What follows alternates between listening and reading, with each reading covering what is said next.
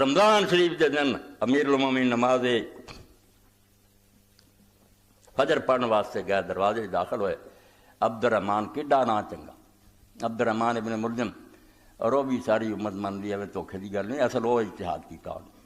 اے صحیح گل دے، قاتل ضرور ہے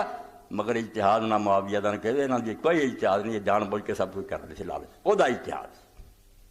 بندہ نیک سی، ذکر کرنے والا سی، اللہ اللہ کرنے والا سی، مگر مغالطے دا شکار سی۔ تین بندے بہ گئے مکے چ، تینوں نے فیصلہ کیتا کہ ساری امت فساد تے نہ بن جائے، علی دا، معاویہ دا، عمرو بن عاص دا، یہ تینے مارتے جان تو امت فساد ختم ہو سکتا، بہتر بندہ چنیا جاتا۔ اپنی جگہ سوچے، میں تادا نا ابن جریر طبری تہذیب الاسرار پہلا مجتہدن جن نے ایمانداری نہ کام کیتا بھاویں پیڑائی کیتا، عبد الرحمان سے اوتھے مکا کے ترے کہ رمضان شریف دی فلاں تاریخ نے تے حملے کر، یہ مدینے آ گیا، ایک شام چلا گیا، ایک مصر چلا گیا۔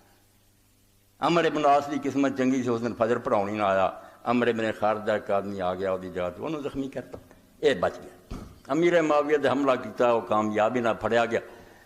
یہ وار چل گیا، عبد الرحمان دا وار چل گیا۔ بے حضرت علی دروازے داخل ہوئے، پیچھے بیٹھا سی، تلوار بجائی سی، زہر ماریا، تھر مبارک جس طرح آپ نے دسیا سی، اسی طرح جی حضور نے کیا، اتوں زخمی ہوا، داڑھی رنگی، اس وقت حضرت علی نے فرمایا علی بالکل اس طرح جی پیاسا پانی کی تلاش ہوں چشمے تے پہنچ گیا، میری جڑی مراد سی پوری ہو گئی، میرا کچھ نہیں بگڑیا، اللہ دے رسول میرے شہادت دسیا سی، رب نے مینوں نصیب کر